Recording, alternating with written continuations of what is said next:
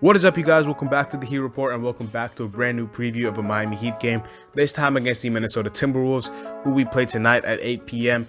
Very, very important game, crucial game, must-win game for the Miami Heat. I'm here to talk everything about it, preview the game, our keys to the game, all that good stuff. Make sure you guys stay tuned. Leave a like, subscribe, comment down below what your guys' score predictions are, thoughts on the game, anything Miami Heat related. I'm here to answer any questions you guys have. Let's get right into it with the preview. Let's talk about the injuries first. We have some very big developments, if you ask me. But first, Victor Oladipo remains out with his knee soreness. Kind of frustrating because we don't really know the timetable, but it was expected he wasn't going to play this game. Tyler Hero and Jimmy Butler are questionable, which is cool because if Jimmy Butler, we really need Jimmy Butler to play with his flu-like symptoms. Hopefully they heal up. And he's ready to go tonight because he's going to be really important for us down the stretch. Tyler Hero, it'll be a luxury to have him tonight, but if his foot is not fully healthy, then by all means we can rest him for the Celtics game, which is going to be a bigger game on Sunday. So I would say Jimmy Butler is probably the more critical player for sure out of the two right now. For the Minnesota Timberwolves side, they do have a few injuries. Obviously, Jarrett Culver and Malik Beasley remain out. They did not play against the Heat last time.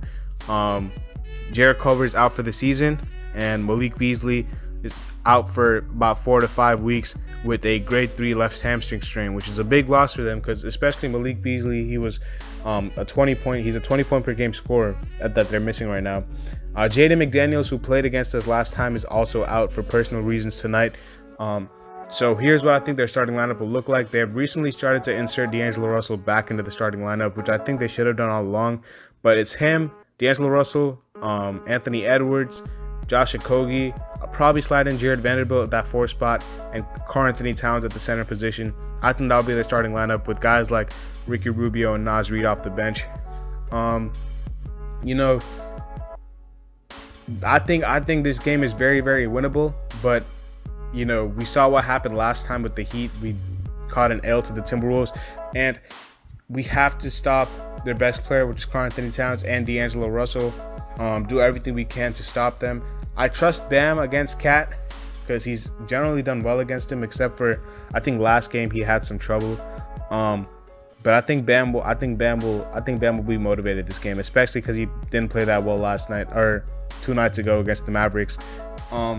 D'Angelo Russell is the guy that scares me, though. Same with Anthony Edwards, because we don't really have the best guard defenders. But hopefully, I think we'll probably put Trevor Ariza on D'Lo and Jimmy on Edwards, or the other way around, and we'll have Bam on Cat. We can hide, Duncan and K-Nunn, put Duncan on Jared Vanderbilt, and put K-Nunn on Josh Okogie. I think we'll be fine. So here are the keys of the game, the 3 keys of the game that I have for you guys, the new series. Hopefully you like it. The first key to the game, let the Timberwolves beat us from the 3-point line. Do not allow any paint points that you don't need to, which I think we've been generally good at. But the reason I'm saying this is a key is because the Timberwolves are dead last in 3-point percentage, shooting 35% from 3. When you look at their lineup, Anthony Edwards is not the greatest 3-point shooter. Neither is Jaden McDaniels. But I think their 3-point shooting comes from their center, which is Karl-Anthony Towns, and occasionally D'Angelo Russell. Ricky Rubio has always been known as a passer, not a shooter. He has implemented that mid-range pull-up into his game, but he's not their most reliable 3-point shooter. So I could understand why their team is not the greatest 3-point shooting team. So we do have to take advantage of that. Not saying give them open looks because they will knock them down, but you'd rather prefer they shoot threes, jack up threes, the likes of guys that like Anthony Edwards, instead of him driving to the lane and beating you inside. I know he can get hot from 3, Anthony Edwards.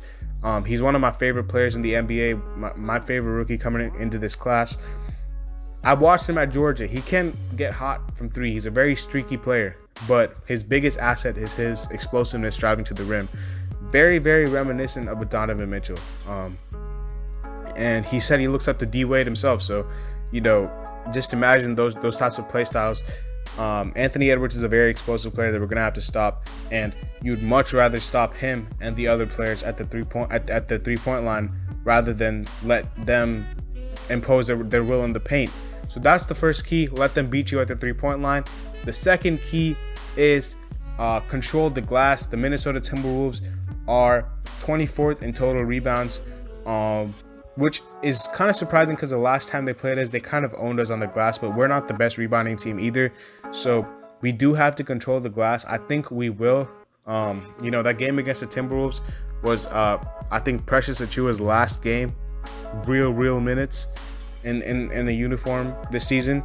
And I think that, we did have guys out due to injuries. I think Iguodala missed that game. We didn't have Dedmon playing. So I think we will have those guys back tonight. I think they will really help us on the glass. Dedmon, I think, will be key against the Naz Reid matchup. Naz Reid absolutely killed us last time. We made Naz Reid look like Kareem Abdul-Jabbar down there. And I think Dwayne Dedmon can do a good job on him. And that's my third key. My third key, it links to the second key, which is bench production has to be very crucial for us. Our bench has not been the strongest, but when it has clicked on all cylinders, it's looked really good. Goran Dragic, we need a big game from him. He was our fourth leading scorer last time, which is good. And I think, Dwayne Dedmon is going to be key not only on offense, but like I said, against Naz Reid on defense. Their bench isn't the greatest. I don't think, when I'm looking at their bench right now, especially with their players out, Ricky Rubio and Naz Reid are the two guys we're probably going to have to focus on. And then you have guys like Jordan McLaughlin and Jake Layman if they play. And Juancho Hernan-Gomez, I forgot about him as well.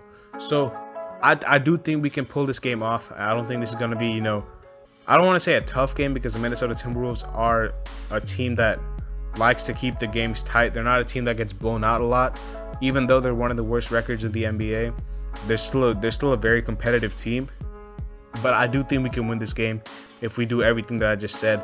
The Minnesota Timberwolves are not good at shooting the 3-point shot. They're one of the worst rebounding teams. They're one of the worst passing teams in the NBA. The one thing that they do well is protect the ball, and that's the only thing that they're top 10 in. So we have to make sure that we do everything that we need to do in order to win this game. Like, Karl-Anthony Towns has to be shut down by Bam. Anthony Edwards and D'Angelo Russell have to be contained by Jimmy and Trevor. Trevor's going to be big this game too because he had one of his best games of the season against the Timberwolves, scoring 21 points, knocking down his corner threes. This game will be in Miami too. It's not an away game, which is, I guess, good for us. Even though there's limited fans there, it's still some fans.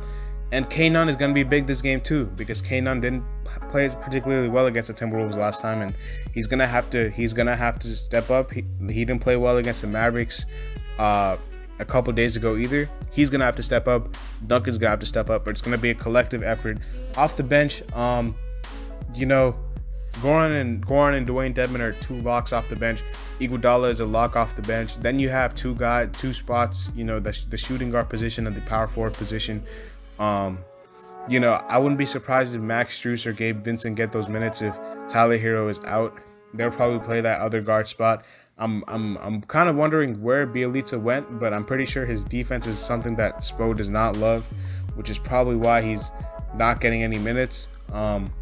Tough because I think Bjelica is a very valuable asset out there because his shooting is you have to respect it. So don't be surprised if Bjelica gets some minutes because I don't think their backup power forwards are anything to be scared of. I know Juancho Hernan-Gomez is good, but he's not a guy who's going to be eating down there. So if Bjelica gets some minutes, I wouldn't be surprised. If he goes with the 9-man rotation, I wouldn't be surprised. And if we cannot get stops and he goes with KZ, I would not be surprised either. So there's a lot of different things we can do off the bench here. But that's basically the essence of it, what I just said. The three keys, the injury reports. I don't think I missed anything else. But yeah, make sure you guys get your score predictions down below. Your any comments about the Heat. This is a must-win game for us actually because we are the 7th spot. It's a very good thing that the Hawks and the Hornets lost last night because the Hornets are separated by us by a little bit, and the Hawks have attained the same amount of losses as us and the Celtics. They just have 2 more wins because they played 2 more games. So if we win our next 2 games, which is against the the Timberwolves tonight and the Celtics on Sunday, we will be tied with the Hawks, and the Celtics will be below us. So crucial games, crucial stretch coming up. You guys all know that. We do have to capitalize, but if there's one team that I wouldn't count out, it's our team. So hopefully we do really, really well. Hopefully we get this dub tonight, and hopefully we capitalize and bounce back from a loss against the Mavericks. I'll see you guys later as always, man. Hopefully Jimmy plays tonight.